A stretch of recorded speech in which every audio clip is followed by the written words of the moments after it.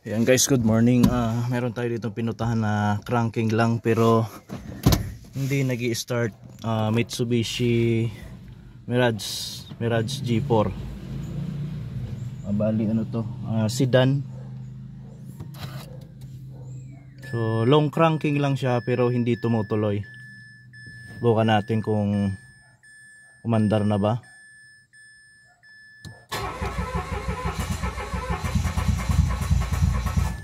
So ganun lang.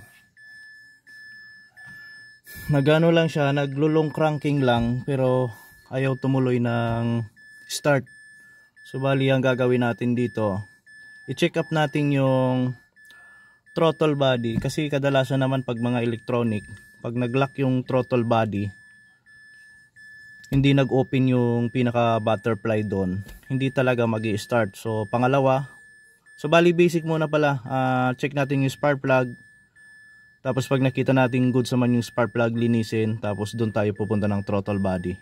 Pero sa akin kasi, experience ko na, magdadirect na ako doon sa throttle body. Yun ang lilinisin ko, pinaka throttle body na. So Mitsubishi Mirage, Toyota Vios. Nangyayari din to sa Toyota Vios pag na-stuck yung ano natin, sasakyang medyo matagal. Bali, ito yung pinakalilinisin natin dyan, throttle body. Bago natin bunutin yan, tanggalin muna yung negative terminal para makasigurado sa resetting. So yun lang, kakalasin ko muna to.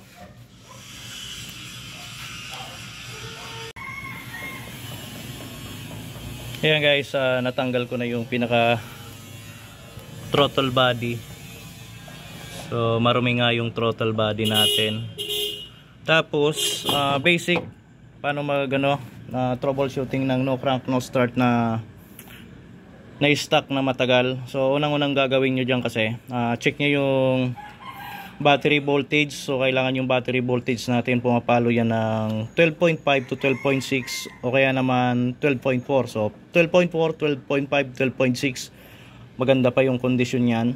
So okay pa yan, magka-cranking pang ng malakas yan. So gaya kasi sa akin, nagka-cranking naman ng malakas, so ibig sabihin okay pa yung ano natin, battery voltage. So ang problema lang kasi puro lang siya redondo. So pangalawang step ng troubleshooting, i-check yung spark plug kung maganda pa ba yung kondisyon ng spark plug. So kagaya nito, medyo gastado na rin yung spark plug natin. So medyo maitim na, papapalitan ko na rin to. So main problem, main reason kadalasan yan pag mga electronic throttle body, sa experience ko kasi kadalasan pag matagal lang na stock ito, pag masyado ng marumi, makarbon, naglalak siya. So hindi siya napapaikot agad ng ano natin, ng throttle motor. So ito kasi ang responsibilidad dyan, yung ECU natin magko-communicate dito para mag-open muna yung throttle body natin. So itong ano na to, butterfly na to, open ito. So gaganyan yan, ilang seconds, tapos babalik para umandar. So ito yung pinaka target natin dyan na lilinisin. Tapos yung spark plug, papapalitan ko na rin yan para maging maayos na. So tingin ko kasi dito sa spark plug wala pang maintenance. Okay pa naman sana yung tip, hindi pa naman gasta, pwede pang linisin, pero mas magandang papalitan na natin tong bago. So update ako pag gumandar na uli yung ano natin, Mitsubishi Mirage. Basta ano lagi, ang pag no crank no start, matagal naka-stock, unahin yung battery, spark plug. So yun lang naman ang basic natin dyan na gagawin. Gasolina, i-check yung gasolina kung mayroon pang gasolina, yung pump motor kung gumagana yung pump motor. Pero saka yung pinakalas, yung throttle body, electronic throttle body natin. Madalas yan sa Mirage saka Toyota Vios.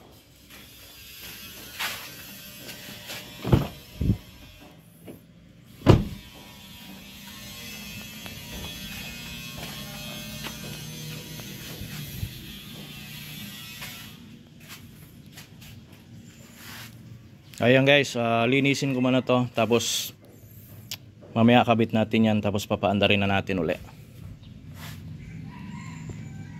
Ito pala guys, no, additional kung bakit nasabi kong naglalak yung throttle body. Ang pinaka main reason dyan kung bakit naglalak yung pinaka throttle body natin ay itong pinaka stepper motor talaga niya. So kailangan itong stepper motor itong mapagana. So paano ba mapapagana itong stepper motor na to? Ang ginagawa ko dyan, itong pinaka throttle plate,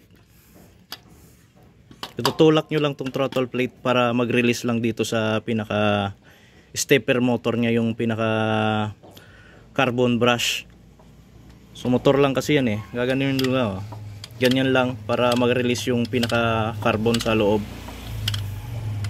Tapos sabay nyo nalilinisin tong pinaka throttle body. So ayun lang.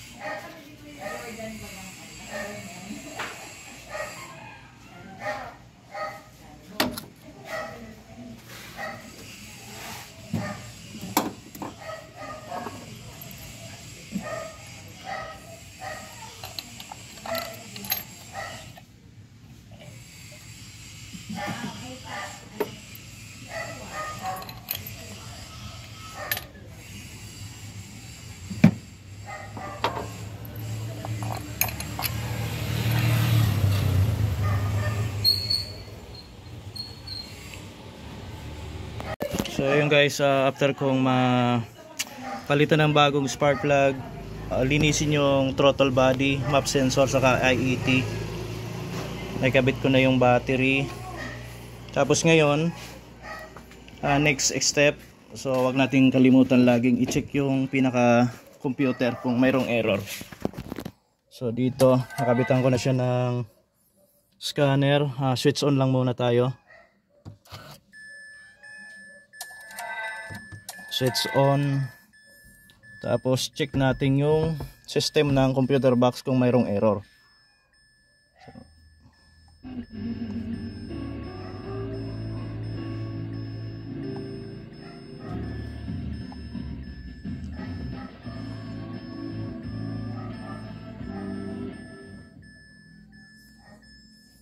So bali papasukin natin ay Mitsubishi Mirage.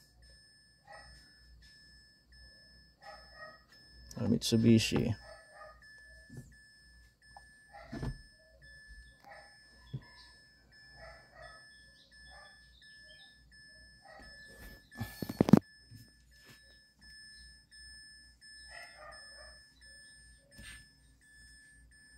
Year model sir? No? Year model nito? 2018. 2018 up to 2005 as of 2006. Other. So Mirage.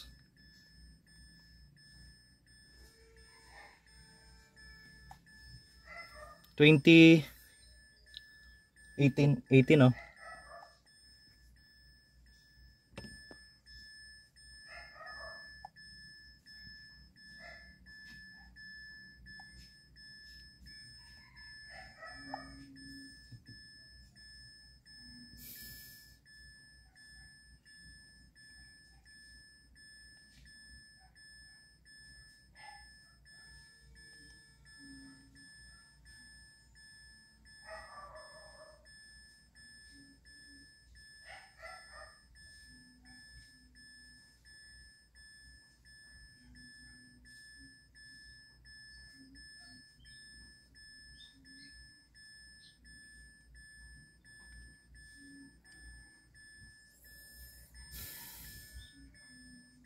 Ayan, dahil ang problema natin ay hindi umaandar, so bali ang papasukin natin tong MPI, yung sa makina mismo.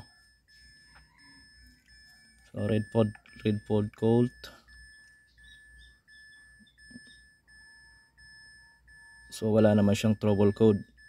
So pwedeng nagka-problema nga lang doon sa natin, throttle body, nag-lock lang yon.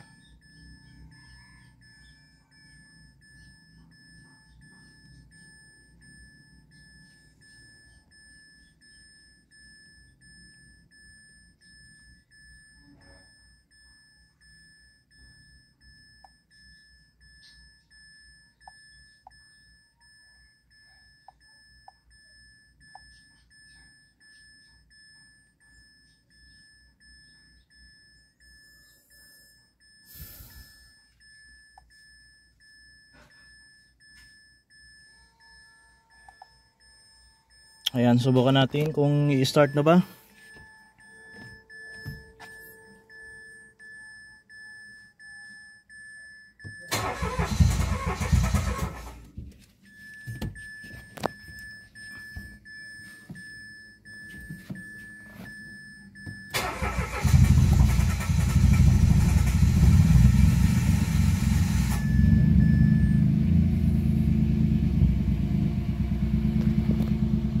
So ayun guys, start na yung ano natin, cranking lang na Mirage. So naging problema nga doon lang sa throttle body nya.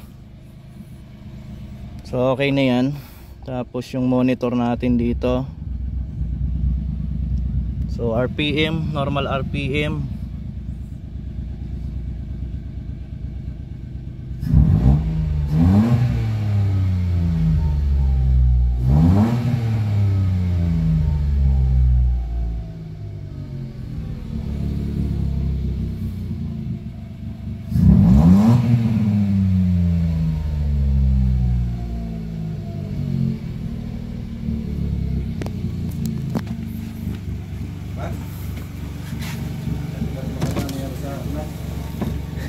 Ayaw mo sir?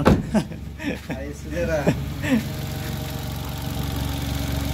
So ayun guys, mandar na. So nagka-problema lang talaga dito sa ano natin. So common issue naman to ng ano, ng TPS ng Mirage saka Toyota Vios. Kadalasan yan pag hindi nagamit, naglalak yung pinaka stepper motor nya. So damay na lang din yung spark plug kasi marumi na. So babalik ko na lang yung mga kinalas ko dito para ma-final aero test.